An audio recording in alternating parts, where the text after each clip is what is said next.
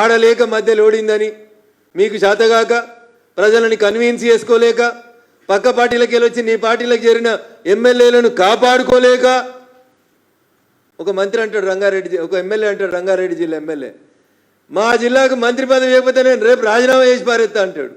ఇగో ఇది నీ అడ్మినిస్ట్రేషన్. నువ్వు చేసిన కులగణన నీ ఎమ్మెల్సీ ఒక ఆయన అంటు పెడతాడు పట్టపగలు. బీసీల కోసమే పుట్టింది కాంగ్రెస్ పార్టీ అని చెప్తే బీసీల కోసం మాట్లాడిన ఎమ్మెల్సీని సస్పెండ్ చేస్తుంది నీ పార్టీ. ఏది మీ సిద్ధాంతం? ఎటువైపోతుంది మీ పార్టీ? ఒకసారి ఆలోచించుకోండి.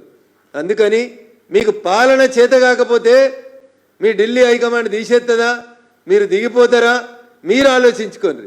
కానీ మీ చేతగానితనానికి మా పార్టీని, భారతీయ జనతా పార్టీని, నరేంద్ర మోడీ గారి నాయకత్వాన్ని, వారి క్యాబినెట్లో సీనియర్ మంత్రిగా ఉన్నటువంటి కిషన్ రెడ్డి గారి మీద వ్యక్తిగత దూషణకు దిగుతారు రేవంత్ రెడ్డి గారు.